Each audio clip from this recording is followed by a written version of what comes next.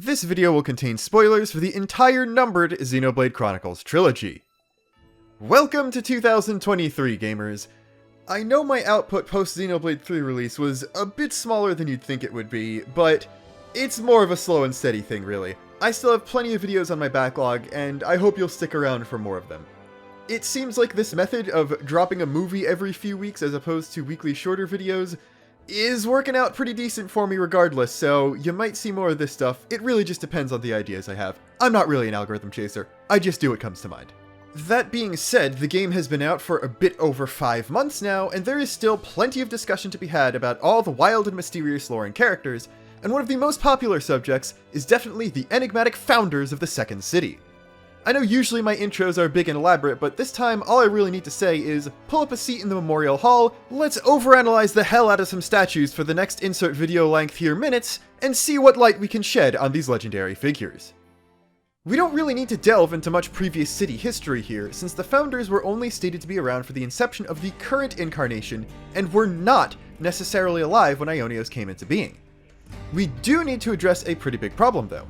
The founders are referred to as the original generation of Ouroboros on multiple occasions, but that can't possibly be true. It's a known fact that Mobius N was the one to destroy the original city, located at Hope's Rest, which I believe is actually where Fonset Village ended up, since it was called Hero's Rest and there are Leftherian islands everywhere in the area. The problem with that is that N and M were definitely not the first Noah and Mio, and basically every set of them we see in the flashback is both implied to predate them and have Ouroboros powers. This is likely just a plot hole or a mistranslation, but I do think it's justifiable in-universe as records from the original city were probably lost, and oral traditions warped over 1,000 years. Van Damme's statue also states that he fully realized the power of Ouroboros, heretofore limited, so the founders were definitely still the strongest Ouroboros team as of that point, and very likely the second strongest overall, only behind the party. If I were to guess, based on the entire discussion about false versus true interlinking O and P have, the founders were the first ones to achieve an actual fusion-type interlink, which is actually stronger despite what Mobius said, backed up by DJ being much stronger than OP, as opposed to a two-headed one, if not the first to properly interlink at all. Them being the first Ouroboros as we know could have easily changed in public perception over time to the first ever, and there's nothing to say for sure whether or not the stone on display was the one they used. That could legitimately be the first. Now though, we can look at the statue room itself. When viewed from the entrance, the 6 statues are split evenly, with 3 on the left and 3 on the right, and the stone/7th founder in the middle. From back to front, on the left side we have Van Damme, Cassini, and Rhodes, and on the right, Doyle, Reed, and Ortiz. It's directly stated that Van Damme and Doyle's statues resemble Noah and Mio respectively, but despite that, the left side is actually the Agnians and the right the Kavesi.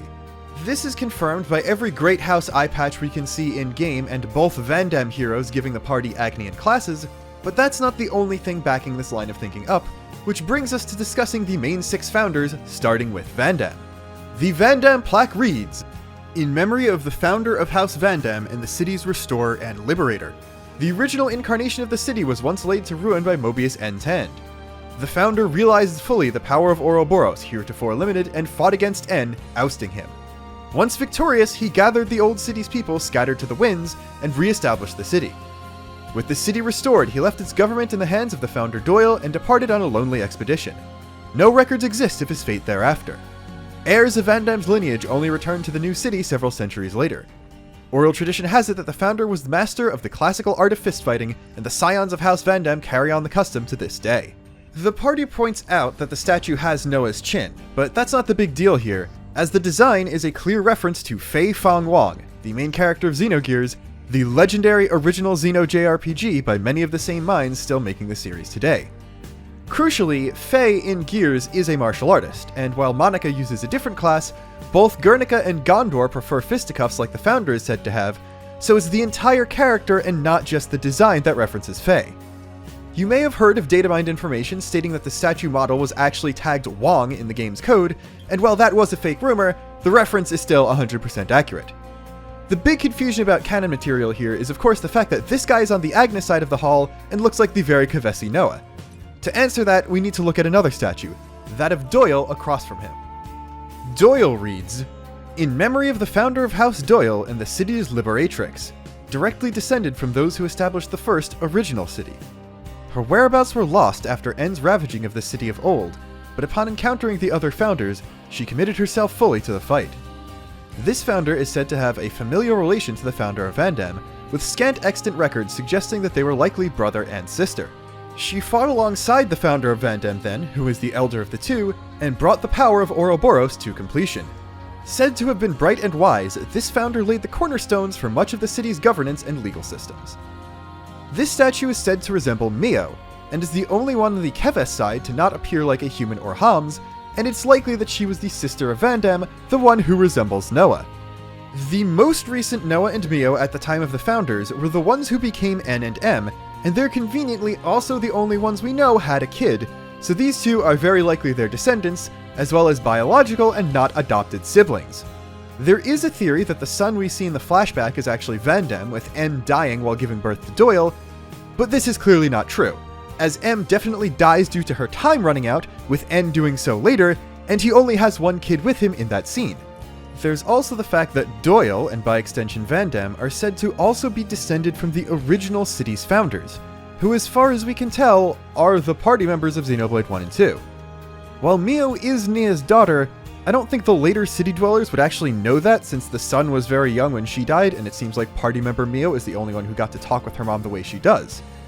This suggests that Van Damme and Doyle are actually N and M's grandchildren, or even more distant descendants, with the son we do see getting together with someone known to be descended from the original city founders, and having at least 2 children, 2 of whom became founders, and every other member of the family being killed by N's own hand. The only issue this brings is the fact that N wouldn't be made Mobius until decades after he died. I think the solution to this is a Zed-related handwave, but one that I think is completely in character. I definitely think Zed would wait until it would be the most dramatically ironic to make the deal with N and force him to kill his descendants when taking out the city, rather than have him wipe out people he doesn't know at all. Keep in mind, this is before Noah and Mio were supposed to be taken out of the cycle, so Mobius intentionally delaying their rebirth so Zed could have a laugh is something they could do. It's only after N and M that the two kept getting miraculously reborn. Founder Van Damme going away to Zanza knows where after beating N, probably to train or remove his power from the world at large, certainly fits a Fae XP, and a descendant of Agnes's queen being a wise leader also tracks, but the most interesting part about their descriptions are the sentences that are similar. I already talked about Van Damme realizing the limited power, but Doyle also says that she fought with him and brought the power to completion. This suggests that not only were they the first of the 6 to achieve whatever bit of Ouroboros they did, but also that they interlinked with each other. This should blow away any last remaining thoughts of interlinking being an explicitly romantically coded thing, which is only an issue for something later in the video. It also means that we can reasonably assume the pairs of statues across from each other were interlink pairs, since they're already divided by iris type. We're nearly done with the most 2 obvious founders, only 1500 words into the script, but there's a couple quick things about them individually I want to mention. The first is that there being 6 major houses in the city is actually a reference to the modern kingdom of Oriah in Xenoblade 2 being founded by 6 noble houses. This is extra cool because one house is called Van Damme, and 2's Van Damme is actually a pseudonym he took up after leaving one of those houses, so the name continues its legacy in multiple ways in Ionios. The second is the names of the houses themselves. While they may have just picked cool sounding family names, I do think it's possible that the names of the houses are to pay homage to real people who are influential in various fields. Van Damme has been in the series for 12 years now, and is widely agreed to be referencing Belgian action star Jean-Claude Van Damme, but to the best of my knowledge, none of the other 5 have appeared in Xeno at all. I want to take the most obvious answer and say that Doyle is named after Sir Arthur Conan Doyle, but the name Van Damme being applied to the martial artist does make sense, so maybe Doyle is instead named after one of the many politicians to have that surname. I do ultimately think it's referencing the Sherlock Holmes author though, since Cassini can only really be referencing the astronomer and his family who carried on his cartography work after his death, and that doesn't fit super well with the founder. I also like the author theory because the idea of Doyleist versus Watsonian interpretations of a text is a cool pseudo-philosophical method of analyzing media that I think is a very Xeno thing to give a nod to.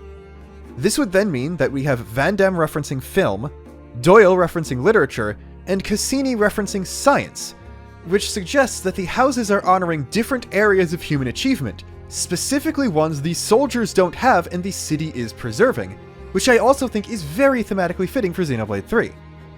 I have one potential lead for Reed, which I'll get to later, but nothing really for Rhodes and Ortiz, so please suggest options for those two, preferably in areas that aren't covered by the rest. Given the series we're in, I'd say that philosophy and sports are good places to start. I would suggest music, but I think that the Offseers from the Two Nations and Pedro Eustache have reverence for that area of human excellence covered for this game, so I doubt they double dip with a house. Something else worth bringing up about the siblings is their weapon choice or lack thereof. We see pre-N Noah's sword, which did contain a lucky 7, get left behind when he dies, and presumably his son kept it even if he didn't use it himself. Both Van Damme and Doyle appear to be descendants of that kid, and yet Van Damme explicitly didn't use a weapon at all, and nothing about Doyle's fighting style is mentioned. While the current city doesn't seem to give Lucky 7 nearly as much reverence as Ouroboros despite the parallels, I find it unlikely that it wouldn't make it into her plaque if she used it. This suggests that when the second city was founded, neither of the N-descended founders were using the Lucky 7 he left behind. As I said before, I think Van Damme and Doyle were the only one of N and M's family not killed when he destroyed the first city, and I also personally believe he took back his Lucky 7 when he did that, so the sword he uses in the current story is still the one he had in life. Van Damme, Doyle, and the rest of the founders then had to rely on Ouroboros, a different and newly realized power, to oust N and establish the current city.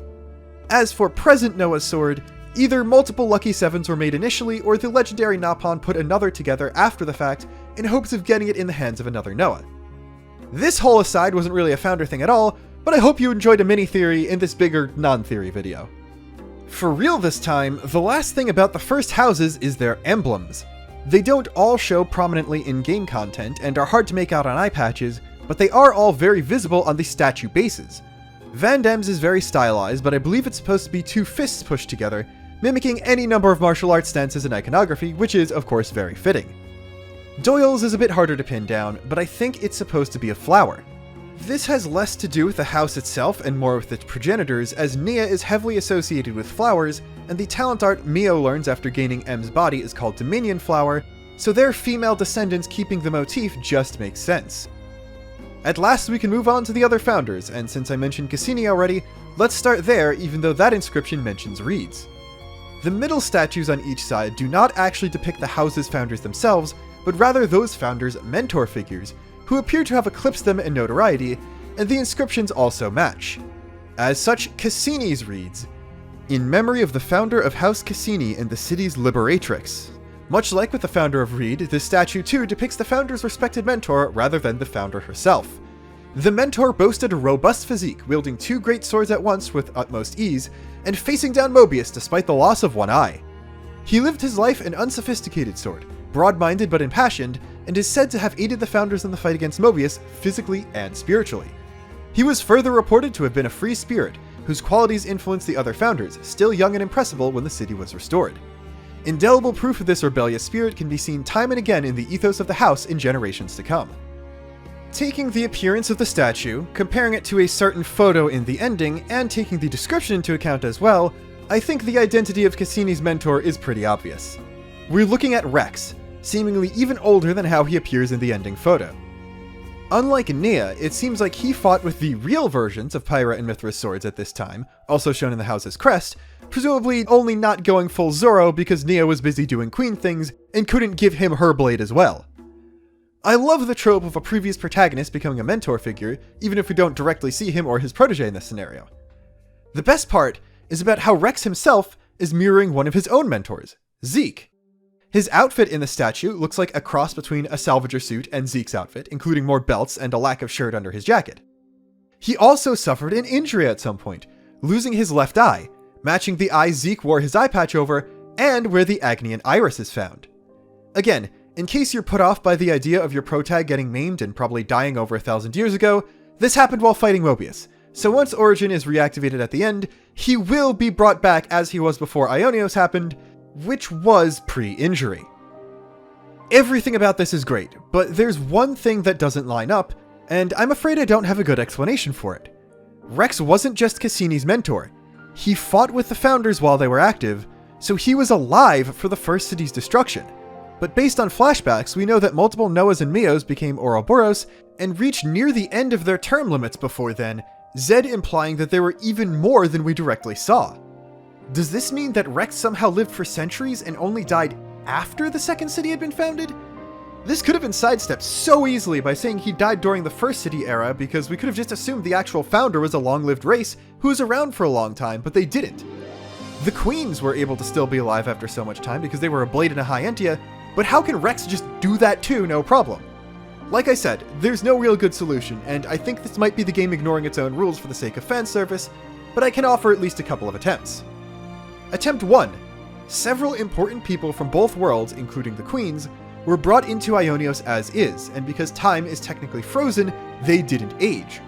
Only people born from cradles or born for the first time in Ionios do age, and it just happens that the queens are the only ones who survive to the present day. This genuinely does work for most things, and what appears to be Ricky's tomb being found in Magna arguably backs it up, but the amount of contrivance it takes for the exact two characters who had keys to Origin to be the only ones to not get killed the longest is out of keeping with the rest of the series, though I guess not entirely out of keeping with Xenoblade 3 itself. Attempt 2.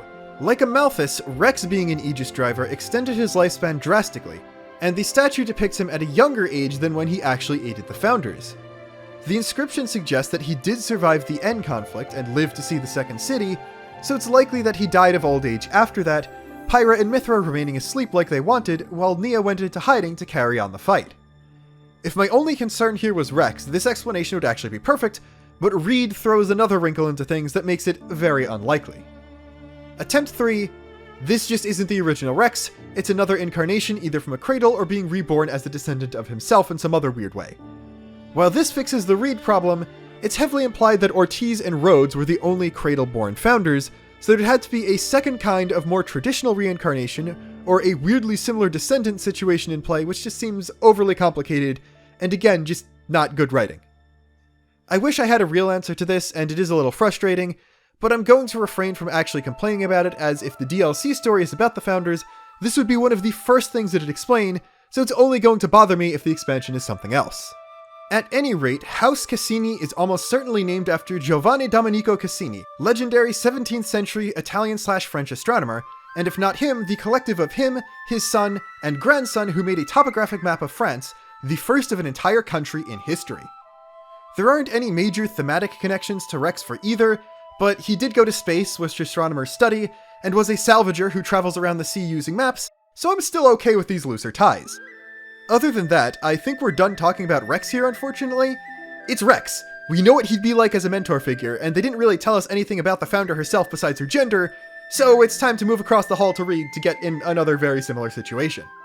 Reed reads, in memory of the founder of House Reed and the city's liberatrix. Rather than the founder herself, this statue depicts the founder's mentor figure, standing as a sign of the deep reverence and devotion she felt for her teacher. The founder's master was unconnected to her by bonds of blood, yet he raised her as would befit a child of one's own, it is said. Though of calm and constant disposition, the sight of him on the battlefield, great red sword in hand, struck fear into many a Mobius. And though the vicious struggle against Mobius cost this ferocious warrior his right arm, the loss did nothing to diminish his desire to hone his martial skills each day, standing as vivid testament to his indomitable will. As this statue is across the hall from Cassini and also depicts the mentor of a founder, it's reasonable to assume that it too depicts a character from a previous game. People seem to be torn on who it is though, and I'm going to set things straight now. This statue is of Shulk. This is not Dunban. I'm going to say it again. This is not Dunban. This is not Dunban. This is not Dunban.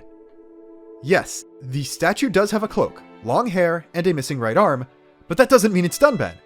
Firstly, the mentor outright lost his right arm, something Dunban never actually did, and in multiple cutscenes in Xenoblade 1, he's shown to be slowly regaining use of it, and basically doing physical therapy to try and get some use out of the arm again. So it may legitimately be possible that it'd be fully healed by the time he was put in Origin. Secondly, Dunban isn't exactly a counterpart to Rex in any way. The entire point of Cassini is that Rex became a mentor, and was ironically permanently injured in the same way Zeke, his own mentor, pretends to be. Dunban obviously did get injured, but not permanently, and not to as visible a degree as Reed's mentor, and more crucially, was already the protagonist's mentor, not the protag himself, who would grow up to become one later. Additionally, if you actually look at the statue, you can clearly see that the only similarities it has to Dunban are the long hair, arm injury, and cloak. The face structure doesn't match him at all, resembling Zanza or Klaus more. The bangs are obviously the ones Shulk has had since his redesign for Xenoblade 2, and the outfit includes a sweater like his main outfit in base 1, with some lab coat and future connected inspired flourishes, none of which make sense for Dunban. Even the personality described could reasonably fit a post-character development Shulk, even if it does also describe Dunban fairly well. This is Shulk. This works thematically beyond just the protag to mentor pipeline. Unlike Cassini, who is just a protege of Rex, Founder Reed was outright Shulk's adopted daughter. While Dunban did raise Fiora, he was still her older brother, and while Shulk did have a father figure, that was Dixon, so not exactly a good thing. Outside Ionios, I'd find it hard to believe that Shulk and Fiora wouldn't have biological kids, Chris very likely being proof of that, but the heart-to-heart where Ricky offers to adopt him leads me to believe that he would adopt as well given the opportunity, and a new war against Mobius would certainly provide one. That's not to say Dunban wouldn't raise a kid in the same situation, but there's nothing tying the statue to him that can't be better explained with Shulk. There is a little other Shulk-related weirdness when it comes to Ortiz, but that doesn't conflict here. Also, Shania is a member of House Reed, and I feel like her being a far-flung descendant of Shulk works really well on a thematic level, while there are exactly zero meaningful Dunban parallels with her. Now, just another aside, I promise this one's actually quick. You may question the Monado Rex Plus from Future Connected being in Melia's room if she was captured before this version of Shulk stopped fighting. The answer for this is actually pretty simple. Shulk is Shulk. He's always going to be making something better. Reed Shulk absolutely used an even more improved replica Monado than the one we saw in FC. Melia just has sentimental value attached to the Rex Plus and decided to keep it. It was from the adventure where she reclaimed her empire, and that very trip was in many ways the start of the entire Origin experiment. I could see that over basically any other relic besides maybe something that directly came from the original Alchemoth being a very important thing that she'd want to hold on to, and, well, she keeps it behind a painting of the original Aerith C, so I'd say that all tracks. Fundamentally, there isn't much to be said about the actual founder of Reed that isn't a direct analog to Cassini, but the fact that she was Shulk's daughter provides a little bit more lore. Barely any Xenoblade 1 characters are given last names, including Shulk, but if the house founded by his adopted daughter in Ionios is House Reed, then there's a decent chance Reed is now his last name. It's not certain enough for anyone to change wiki pages anytime soon, but it is neat to think about. Counting Elma for X, this would make Shulk the first Xenoblade protagonist to have a known last name, with the only exception of Melia, who became a protag in a later expansion to the game she was a supporting party member in. Even cooler than that is the fact that Rex's student and Shulk's daughter appear to have been an interlink pair. Mobius D and J are both guys, and Yorin offers to interlink with Lanz in one cutscene, but this proves that Ouroboros pairs can also be the same gender. As you might guess, this is where I'm conflicted when comparing Cassini and Reed as interlink partners to Van Damme and Doyle. On one hand, siblings being a pair proves that the connotations of interlinking aren't always romantic, meaning this link doesn't have to be, and cementing Lanz and Senna as platonic for me. On the other hand, reading two female successors to the previous male leads as a pair in a romantic context makes for the literal marriage of Xenoblade 1 and 2 in a way the game rarely does in confirmed canon, and allows the phrase Nia invented lesbians to technically be true, which is a soundbite that is very hard to pass up on. I think I figured out the reference behind House Reed as well, but it doesn't have to do with Shulk or the founder. I think it has to do with the other prominent member of the house. Robert Reed was an American Impressionist painter who lived from 1862 to 1929, and while a lot of his more prominent works were murals in a noticeably different style, many of his paintings bear a striking resemblance to the bit of Shania's art we get to see in her side story that they tried to pass off as Senna's. The crest of the house, on the other hand, is clearly a stylized Monado-type sword. It's symmetrical and obviously the most based on the Monado 3 and Numa's sword, so again, this fits Shulk more than Dunban. Moving on to the last two founders, we get into probably the most unexplained thing mentioned in any of the statues, and honestly, the biggest thing that would make me interested in a DLC story about them. While the other four seem to have been naturally born city folk, Ortiz and Rhodes are both said to have been soldiers of the two nations bound to the Flame Clock when met by the other founders. They were of course freed from that, which admittedly could suggest they had a lucky 7 with them despite my earlier theory, and while they should have still died when their terms ran out, both are said to have surpassed 80 years in age, a long lifespan even by current city standards. As the statues themselves both mention how this is mysterious, I'm inclined to believe that if the writers do have an answer, it's been intentionally kept from us for a future story. Starting with the left side of the hall again, the plaques read, "A soldier of Agnes. This founder's fight to the death against the founder of Ortiz, a soldier of Keves, was interrupted by a chance meeting with the other founders. Freed from the bondage of her flame clock, she joined the fight against Mobius. Although a soldier, the founder is reported to have been exceedingly gentle and kind at heart. Additionally, her skill in the healing arts greatly contributed to the development of medical science in the city in later ages. And, irrespective of starting life as an Agnian soldier, she is said to have surpassed 80 years of age, though the way she achieved that remains shrouded in mystery." And on the other side, we have, "In memory of the founder of House Ortiz and the city's liberator. A Kavesi soldier, this founder was released from the flame clock system by the other founders, and henceforth spent every last ounce of his energy for the cause, to liberate the city as one of the first Ouroboros. With surpassing skill in mechanical engineering, the founder fought not with a blade, but with a weapon of his own fabrication. He was also responsible for laying the foundations of all the mechanical systems supporting the city to this day.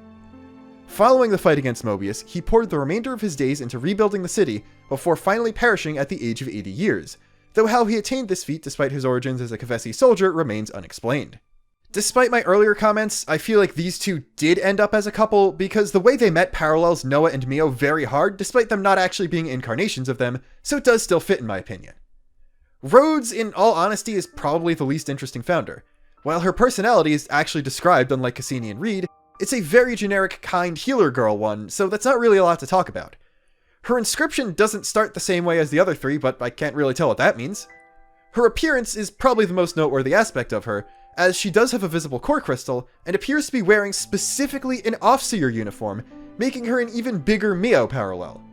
As much as I want to say she's an XP of Shion from Xenosaga, or Haze from Xenoblade 2, or even a different Miyabi incarnation with a different haircut, I can't really say any of that is true. At most, she's Rex's kid with either Pyra or Mithra, one of Mio's half-siblings, as her hair does have a Numa-esque ponytail, and her crystal is almost Zohar-shaped, but even then, her bangs are different, and this doesn't mean anything since we know nothing about her. I don't even have anything to say about her crest, as it's a pretty generic sword and banner. Ortiz, on the other hand, brings up many more questions.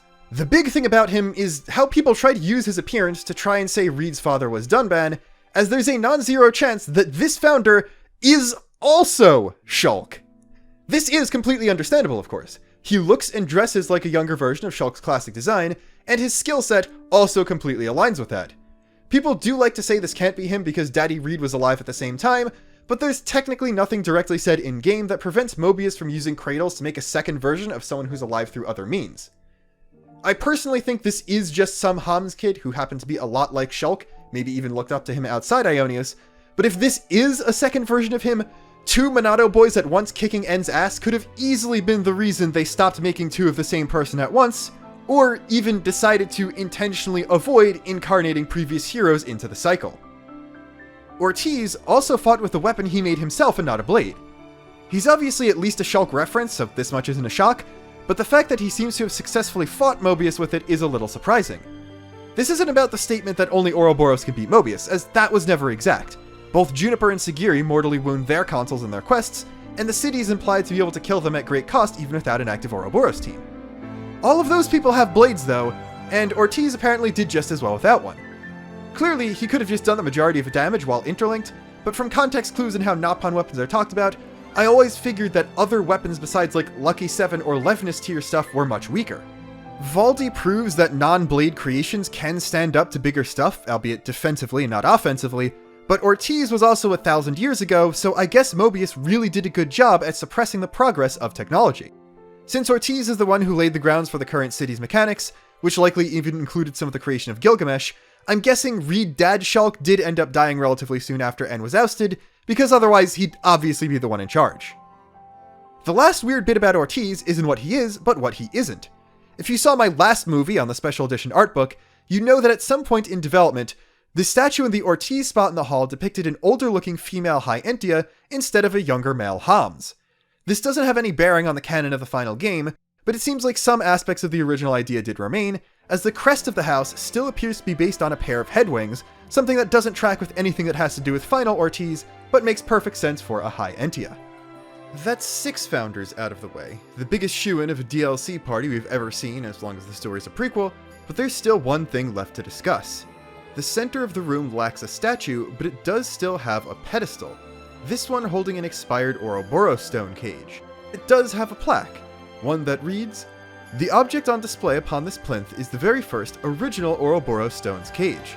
It is important to note that initial designs for the monument are said to have included a statue of a 7th founder in its place. Next to no information remains about the 7th founder's identity, and it is possible that this is not due to a simple loss of records. Rather, historians speculate that this is a result of a conscious decision by the 7th founder." Needless to say, Xenoblade 3 is fiction, so the 7th founder actually exists and is a relevant, important character. While I've seen a few different guesses, there are only really 2 worth any consideration. The first is a Napon, or at least the generic concept of them. Most people who say something along these lines specify Riku, but I don't think that much has to be the case. The Napon argument revolves around the plinth itself being shorter, perhaps once containing a shorter statue, the fact that Napon consistently tried to remain in the background, and the lack of any explanation for anything about Riku. There's also the fact that this is specifically the 7th founder, and Napon were involved in the creation of Lucky 7. The problem with this idea is that it is an Ouroboros stone, not Lucky 7, and as I said during the Van Damme Doyle segments, we have no confirmation the founders even had such a sword on their side at the time. Riku's most mysterious moment is also the nod from Melia, who again was likely already captured by the first city's destruction, which just kind of further kills the correlation between this statue and Napon. Lastly, the city is hidden from Mobius and every Cathesian Agnian that's not directly brought in there by a lost number, so they don't really have a need to hide the fact that Napon are doing things for the cause behind the scenes. If they wanted to honor Napon contributions to the creation of the second city, they could just make a statue of one and not cause any issues. As for who I actually think the 7th founder is, unfortunately it's not a very interesting theory because it's probably the most obvious one. It's Nia. It's just Nia. She's responsible for the creation of the Ouroboros stones, she hadn't gone into sleep at the time, and it seems like the knowledge of how she was sleeping wasn't known to anybody but the leadership of the city, so keeping her involvement hidden was still a reasonable thing to do.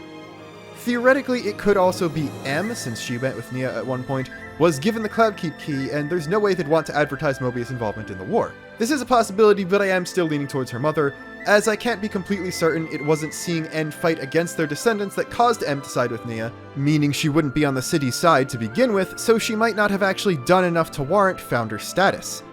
I also just think the use of an Ouroboros stone cage as a representation puts way too many points in the Nia corner for it to realistically be anyone else besides some mysterious new character we won't know about at all until a Founders DLC campaign. I don't really know what else to say here.